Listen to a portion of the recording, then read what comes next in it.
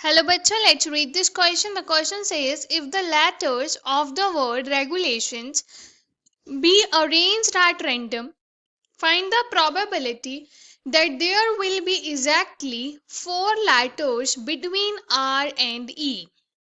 इस क्वेश्चन में हमें बोला है अगर हम रेगुलेशंस वर्ड के लेटर्स को रेंडमली अरेंज करें तो हमें प्रोबेबिलिटी फाइंड करनी है कि आर और ई के बीच में एग्जैक्टली 4 लेटर्स ही लाई करेंगे. So for this firstly we see the key concept to solve the question.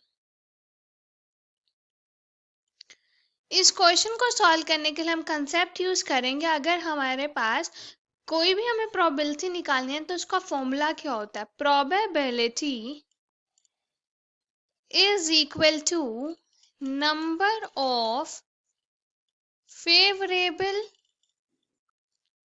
cases divided by total number of cases. इस फॉर्मूला को यूज करेंगे. And also we have one more concept that number of ways to arrange n things is equal to n factorial, and number of ways to choose or to select r things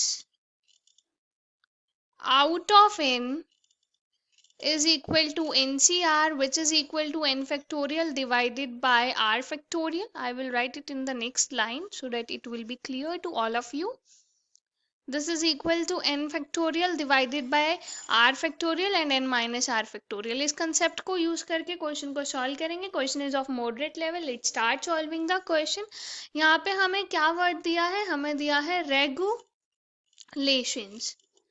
अब इसके total number of cases कितने हैं? ये कितने letters हैं? 1 2 3 4 5 6 7 8 9 10 11. So number of ways, total number of ways to arrange 11 letters is equal to 11 factorial. And अगर हमें क्या बोला है कि आर और ई के बीच में एग्जैक्टली 4 लेटर्स हों, तो हमारे पास ये आर है, फिर हमारे पास 1 2 3 4 लेटर्स है, फिर ई है. मतलब आर और ई को फिक्स कर दिया, उसके बीच में 4 लेटर्स हैं. तो ये हमारे पास number of letter other than R and E कितने होंगे? टोटल हमारे पास 9 लेटर्स हैं. अभी हमने कितने किए? 1 2 3 4 5 6. सो 7 8 9 10 11. ये ऐसे होगा कुछ. तो हमारे पास number of letters other than R and E कितने हैं? 9 है. तो हमें क्या करना है? ये वाले 4 लेटर्स इस 9 में से चूज करने हैं. सो नंबर ऑफ अरेंजमेंट्स, और we can say number of ways to choose 4 letters out of 9 is equal to 9C4. अब ये जो 4 letters हैं, ये आपस में 4 letters कितने वेज में अरेंज होंगे? 4 फैक्टोरियल वेज में. ठीक है.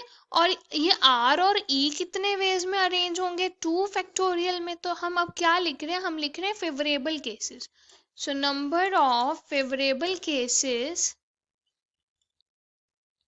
इज इक्वल टू, यहाँ पे केसेस भी आएगा, number of favourable cases is equal to, यहाँ पे क्या आएगा? 9C4 मल्टीप्लाइड विथ ये 4 लेटर्स 4 फैक्टोरियल वेज में जो है अरेंज होंगे, ये आर और ई 2 फैक्टोरियल वेज में होंगे. और हमारे पास अब कितने लेटर्स बचे? इस पूरे एक ब्लॉक को हम एक ही कंसीडर करेंगे क्योंकि ये फिक्स है. तो कितने बचे? 1 2, इसको 3 कंसीडर करेंगे, 4 5 6. ये भी तो 6 फैक्टोरियल वेज में अरेंज होंगे ना, तो इसका भी 6 फैक्टोरियल. तो यहाँ से क्या आएगा हमारे पास? This is 9 factorial divided by 4 factorial. 9 minus 4 is 5 factorial multiply with यहाँ पे 4 फैक्टोरियल 2 फैक्टोरियल. And 6 factorial. तो यहाँ से जो ये 4 फैक्टोरियल है वो कैंसिल हो गया। This is equal to 9 factorial 5 factorial multiply 2 factorial 6 factorial को 6 मल्टीप्लाई 5 फैक्टोरियल लिख सकते हैं, ये कैंसिल हो गया। This is equal to 9 factorial multiply 2 factorial को 2 लिख सकते हैं और यहाँ पे मल्टीप्लाई 6 है। अब हमें क्या निकालनी है, प्रोबेबिलिटी। सो रिक्वायर्ड प्रोबेबिलिटी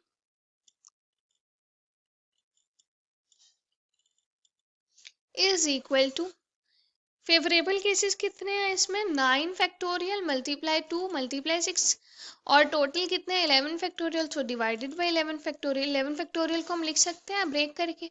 तो यहाँ न्यूमरेटर तो हमारे पास सेम रहेगा, डिनोमिनेटर को हमने लिख दिया 11 multiply 10 multiply 9 factorial. 9 factorial cancel, अब ये 2 1 द 2 और ये 2 5 द 10 हो गया। तो ऊपर हमारे पास 1 मल्टीप्लाई 6 6 आया और नीचे 11 मल्टीप्लाई 5 इज 55 आया।